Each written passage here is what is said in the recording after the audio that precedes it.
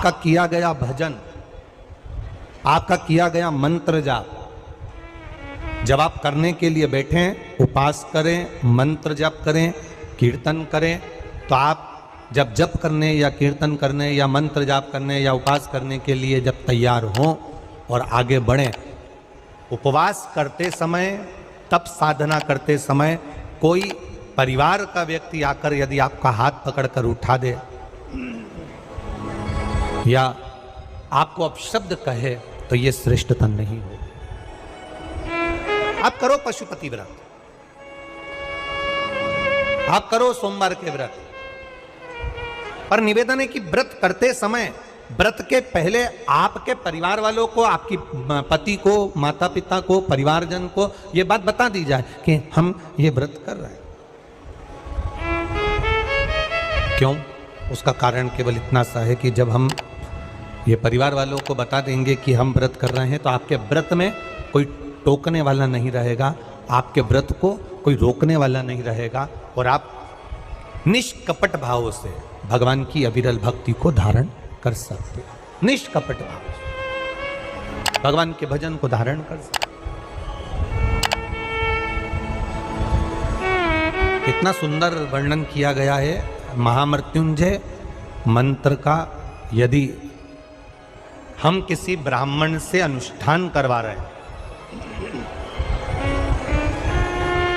महामृत्युंजय मंत्र का यदि हम किसी ब्राह्मण से अनुष्ठान करवा रहे हैं, शिव महापुराण की कथा कहती है अनुष्ठान पत्नी करवा रही है या पति करवा रहा है, सास करवा रही है या ससुर करवा रहा है, घर का जेठ करवा रहा है या जेठानी करवा रही है। शिव महापुराण की कथा कहती है जितने लोग आपके घर में रह रहे हैं, जितने लोगों के साथ आप 24 घंटे घर के अंदर रह रहे हैं, जब हम पशुपति व्रत करें या महामृत्युंजय का अनुष्ठान किसी ब्राह्मण से करवा रहे हैं या मंदिर में हम अनुष्ठान करवा रहे हैं, तो भी हमारे चित्तवृत्ति से हमारे परिवार वालों को ये मालूम होना चाहिए कि मैंने उन ब्राह्मण के द्वारा अपने परिवार के हित के लिए, अपने बुजुर्ग के हित के लिए, अपने घर के हित के लिए मैंने महामृत्युंजय का अनुष्ठान करवाया है। उसका पुण्य 4 गुना बढ़ता है, जिससे घर के लोगों में कोई विस्मयता उत्पन्न ना हो।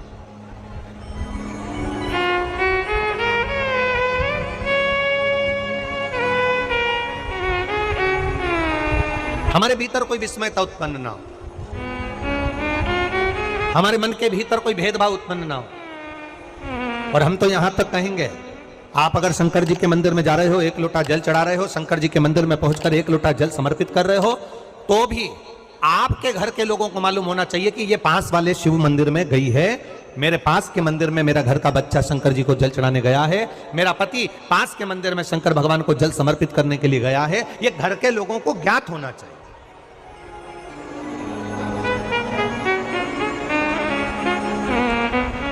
घर के लोगों को ये मालूम होना चाहिए कि ये पास के मंदिर में मेरी धर्म पत्नी गई है, पास के मंदिर में मेरे माता पिता गए, पास के मंदिर में मेरे परिवार के लोग गए। ये आपकी चित्तवृत्ति में और परिवार की चित्तवृत्ति में ये बात रहना चाहिए, छुपा कर नहीं जाना।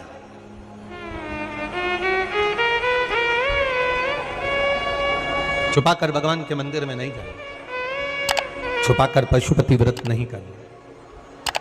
महाराज, शिव महापुराण की कथा वर्णन करती है कि आप भगवान का अगर कोई व्रत, कोई साधना, कोई नियम ले रहे हो, माना आपने कोई व्रत करा, कोई करी, पर घर के लोगों को वो ज्ञात होना चाहिए कि ये मंदिर तक जा रही है, ये पशुपति व्रत कर रही है, आराधना कर रही है। आज माता पार्वती जी ने शिव जी के सम्मुख में ये बात कह दी कि मैं एकांत में जाकर भगवान का तप करना चाहती हूँ और एकांत में बैठकर तप करना चाहती हूँ, और उस तप का जो पुण्य है वो आपको देना चाहती हूँ। शंकर भगवान ने तुरंत माता पार्वती जी से कहा, सुनो जगत जननी, सुनो जगदम्बा,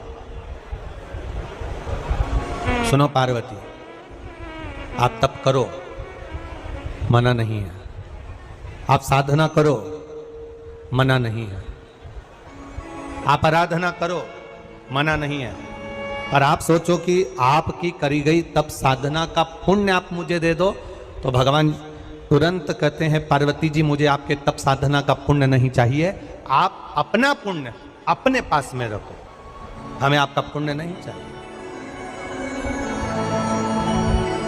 अभी तक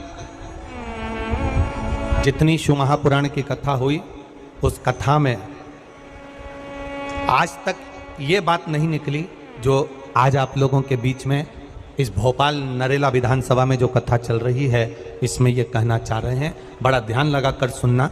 आप अगर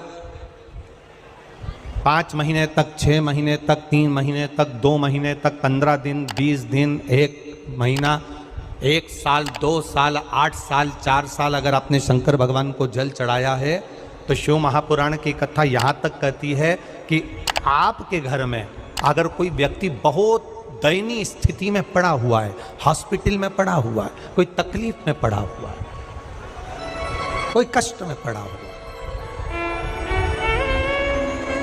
तो आप जब भगवान शिव को जल समर्पित करो तो बाबा से ये विनती कर कर भी जल समर्पित कर सकते हो कि मेरे परिवार का एक व्यक्ति, उसका ये साथ में ये हो गया और वो हॉस्पिटल में पड़ा, उसका नाम ये है, गोत्र ये है। बाबा, हमने जो तप साधना करी है, हमने जो इतने महीने तक आपको जल समर्पित करा है, हमने जो बेलपत्र समर्पित करी है, मेरे बाबा आज स्वीकार करना। और जो हॉस्पिटल में पड़ा है, जो कर्जे में लदालूम पड़ा है, जो तकलीफ भोग रहा है, ऐसी कृपा करना बाबा कि मेरे 2 महीने जो मैंने जल चढ़ाया है, उस चढ़ाए गए जल का पुण्य मैं उसके खाते में देती हूं और उसको ठीक कर देना। यह पुण्य का भाग है।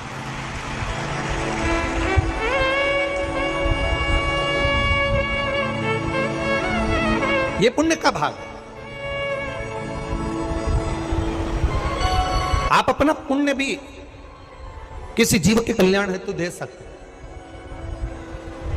अब किसी ने एक बार ये कथा सुनी और कथा सुनकर कहा, महाराज जी आप कहते हो कि शंकर जी पे चढ़े हुए जल का पुण्य भी हम किसी को दे सकते हैं क्या?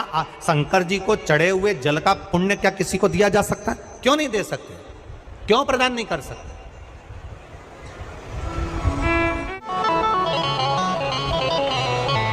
एक पुण्य का अपने भीतर एक विचार फिर करिएगा। बड़े बड़े सावधानी की कथा है। आप लोग सोचो कि यह कथा यहाँ से सुनी, यहाँ से निकाल दी, बच्ची को चिति कपड़े में झटकार दी। यहाँ कथा अगर सुनने के लिए आए हो तो थोड़ा दिल लगाकर सुनना, मन लगाकर सुनना। हो सकता है एलईडियाँ थोड़ी बंद चालू हो, मना नहीं है, पर माइक की व्यवस्था आपके पास में है तो दिल लगाकर सुनो। जहाँ मौका मिल जाए वहाँ बैठकर अपना चित्त लगाकर सुनना, क्योंकि 3 घंटे में से केवल 2.5 घंटा आपको प्राप्त होता है। बाकी का पूरा समय आप लोग यहाँ सुबह 6 बजे से रात को 3 बजे से 4 बजे से इस कथा का इंतजार करते हो। शायद दुनिया की पहली कथा होती है शिव महापुराण की कथा, जिसको लोग रात को 4-4 बजे से 3-3 बजे से जगह संभाल कर बैठकर कथा सुनते हैं। तपती हुई धूप, भयंकर गर्मी, 2 किलोमीटर दूर तक पैदल चलकर आना और बैठने के लिए इतना 8-8, 9-9 पंडाल लगाए घर पर, 9-9 पंडाल भी फुल हैं, उन पंडालों में जगह नहीं।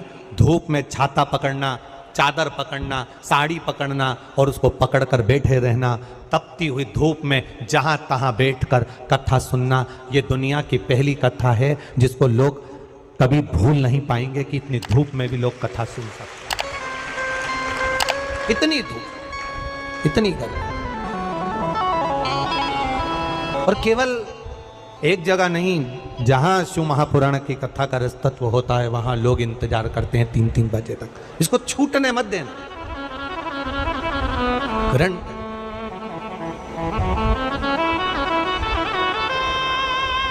शादी में गए हो, 500 का लिफाफा दिया है तो भोजन कर कर जरूर जाना, और कथा में धूप में चलकर आए हो तो भले आधे घंटे की सुनना, पर कथा में दिल लगाकर जरूर जाना।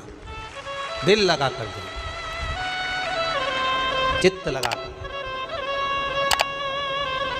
आप अगर 1 लोटा जल भगवान शिव को समर्पित कर रहे हो, आप एक बेलपत्र भगवान शंकर को समर्पित कर रहे हो, आप एक शमी का पत्ता भी भगवान शंकर को समर्पित कर रहे हो, आप भगवान शंकर का पंचानंद स्नान करा रहे हो, आप भगवान शंकर के मंदिर का शिखर दर्शन कर रहे हो, आप भगवान शंकर के मंदिर में जाकर झाड़ू लगा रहे हो, पोछा लगा रहे हो, सफाई कर रहे हो, तो भी तुम्हारी चित्तवृत्ति में रहना चाहिए कि जब किसी पर दुख की घड़ी आए, किसी पर तकलीफ आए, किसी पर कष्ट आए, हमारा करा गया पुण्य हम उसके खाते में दे सकते हैं।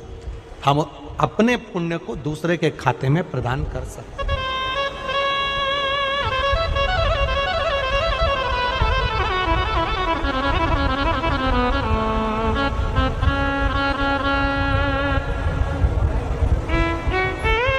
बेलपत्र, जरा ध्यान देना हो। ये बेलपत्र जो होता है, इस बेलपत्र पर कभी कभी आपने देखा होगा कि कई लोग बीच वाले पत्ते पर चंदन लगा देते हैं। ये जो बीच का पत्ता होता है